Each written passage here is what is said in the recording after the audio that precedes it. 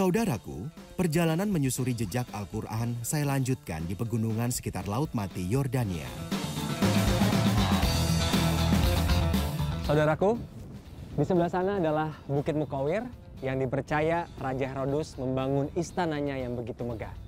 Di tempat ini pula masih ada kaitannya dengan Nabi Yahya bin Zakaria. Ikuti terus perjalanan saya di jejak Al-Quran. Bukit yang terletak sekitar 50 km dari kota Aman ini dulunya adalah sebuah istana. Raja Herodus membangun istana ini pada tahun ke-1 Masehi. Namun, istana dengan bergaya arsitektur Romawi ini hancur akibat perang pada tahun 70 Masehi. Nabi Yahya alaihissalam adalah seorang yang sangat pemberani dan menegakkan agama Allah Subhanahu wa Ta'ala. Beberapa sumber menyebutkan Nabi Yahya alaihissalam dibunuh Raja Herodus di tempat ini.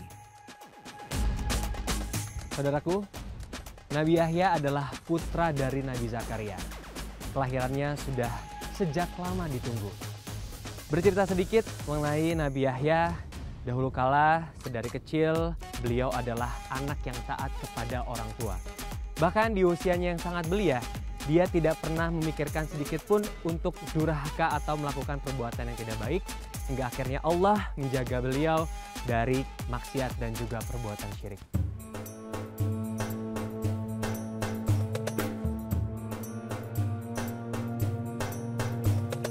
Saudaraku, dalam Quran Surat Maryam ayat 12 sampai dengan 13 disebutkan bahwa Allah Subhanahu wa Ta'ala memberikan mukjizat kepada Nabi Yahya alaihissalam untuk bisa menghafal ayat suci sedari kecil.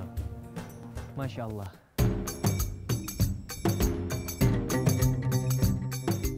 Sejak kecil, Nabi Yahya alaihissalam sudah dijaga oleh Allah Subhanahu wa Ta'ala. Berbeda dengan anak seumurannya, di saat teman-temannya bermain, Nabi Yahya malah memanfaatkan waktunya untuk beribadah. Selain memiliki hati yang bersih, Nabi Yahya tidak sekalipun melakukan perbuatan dosa.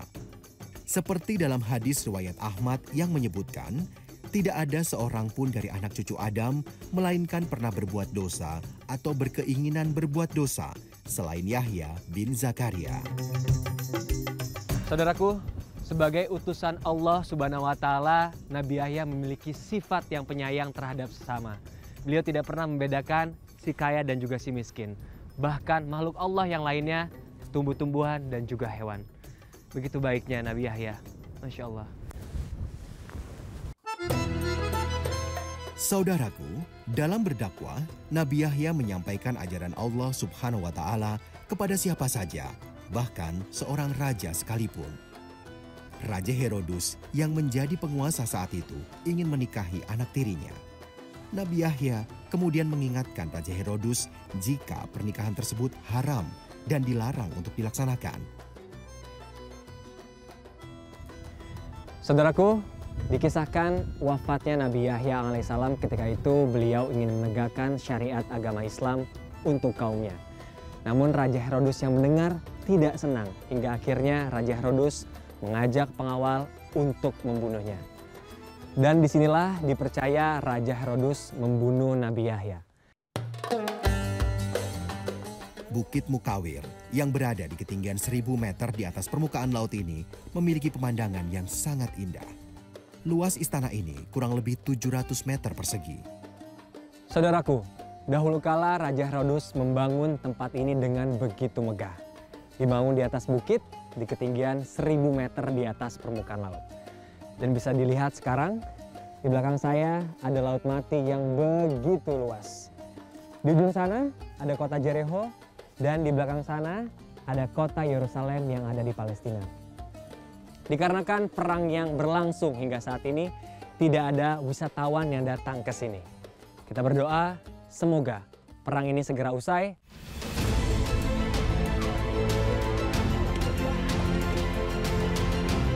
Saudaraku, memandang ke arah Palestina mengingatkan saya kembali akan derita rakyat di sana. Umat Muslim Palestina melaksanakan sholat tarawih. Mereka berusaha tetap khusyuk menjalani ibadah Ramadan di tengah gempuran Zionis Israel.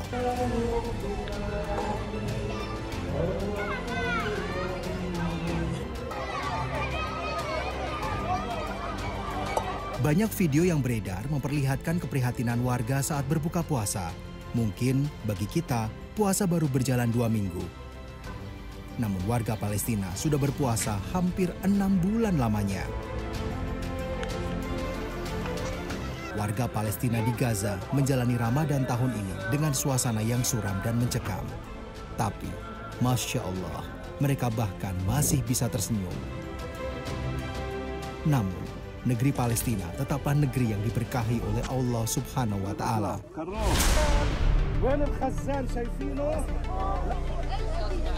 Saudaraku, beberapa ayat Al-Quran menyebutkan tentang keberkahan negeri Syam. Negeri Syam adalah bagian barat negara Saudi Arabia yang terdiri dari beberapa negara, yaitu Suriah, Palestina, Yordania, dan Lebanon. Berdasarkan hadis dari Nabi Muhammad SAW, jika dikaitkan dengan zaman sekarang, terlihat kemiripannya. Negeri Syam adalah negeri At-Taifah Al-Mansyurah, yaitu negeri dari kelompok yang akan ditolong oleh Allah Subhanahu wa Ta'ala. Kelompok ini akan mendapatkan ujian yang sangat berat. Bahkan, saudaranya sendiri tidak mau untuk menolong kaum ini saat tengah ditimpa ujian. Jika boleh dibandingkan, kondisinya sangatlah mirip dengan kondisi Gaza saat ini. Salah satu kekuatan warga Gaza adalah Al-Quran. Warga Gaza mayoritas adalah penghafal Al-Quran. Kota Gaza memiliki prinsip satu keluarga, satu penghafal Al-Quran. Al-Quran, فأثره في غزة وما نجده من صمود وثبات وجهاد هذا بفضل القرآن. فأهل غزة سألوا العلماء منذ 20 سنة كيف نحصن أنفسنا فقيل لهم بالقرآن. ولذلك هؤلاء المجاهدون الذين دخلوا على هذا العدو وحطموا غطرسته وكبرياءه كثير منهم يحفظ كتاب الله ومن لم يحفظه كاملا يحفظ أكثره وهم به متمسكون ويعملون. وحتى أصبح الغرب اليوم يسأل كيف صبر أهل غزة فيقال لهم لأنهم مع القرآن. Bahkan dalam kondisi paling mengerikan sekalipun, seperti saat diteror oleh bom, mereka melantunkan Al-Quran untuk mengurangi ketakutan. Mereka juga menjadikan Al-Quran sebagai trauma healing bagi segala hal-hal buruk yang mereka alami. Masya Allah. Allah Subhanahu wa Ta'ala telah menyebutkan beberapa kali dalam Al-Quran tentang keberkahan Palestina. Salah satunya dalam Quran Surat Saba ayat 18. Lalu, mengapa negeri Syam, termasuk Palestina, menjadi negeri yang diberkahi Allah Subhanahu wa Ta'ala? Alasan pertama, karena negeri ini didoakan langsung oleh Rasulullah SAW, diriwayatkan oleh Imam Bukhari dan Ibnu Umar. Rasulullah SAW pernah berdoa meminta keberkahan negeri Syam. Alasan lainnya, karena di dalamnya terdapat Masjid Al-Aqsa yang menjadi kiblat pertama umat Islam. Kita tahu, jika Masjid Al-Aqsa atau Baitul Maqdis adalah satu dari 3 masjid yang diberkahi Allah Subhanahu wa Ta'ala. Sementara 2 masjid lainnya adalah Masjidil Haram di kota Mekah dan Masjidil Nabawi di Madinah. أرض فلسطين ليست مجرد جزء من أرض الشام. أرض فلسطين هي مركز بيت المقدس ومركز الشام. إذا قيل الشام المقصود بيت المقدس ويتسع ما حولها فيشمل بلاد الشام كاملة. فبيت المقدس هو مركز الشام وهو مركز البركة، والله سبحانه وتعالى وصفه بالبركة في كتابه العزيز في عدة مواقع، وفي أجلاها قول الله سبحانه وتعالى سبحان الذي أسرى بعبده ليلا من المسجد الحرام إلى المسجد الأقصى الذي باركنا حوله. فهو مصدر البركة وإشعاع البركة، يعني يبث بركة لما حوله، وبقدر القرب منه تكون الأرض والبشر والشجر والنبت مباركا بقدر قربه من بيت المقدس. Selain itu, Palestina dan negeri Syam lainnya memiliki ikatan yang kuat dengan para nabi. Di tanah ini banyak nabi yang lahir, diutus, tinggal atau singgah dalam berdakwah menegakkan nilai-nilai tauhid. Para nabi yang memiliki ikatan kuat dengan negeri Syam, yakni Nabi Ibrahim, Nabi Ismail, Nabi Ishak, Nabi Musa, Nabi Yakub, Nabi Lut, Nabi Daud, Nabi Sulaiman, hingga Nabi Muhammad SAW. Alhamdulillah, satu lagi jejak Al-Quran terungkap dari buminya Allah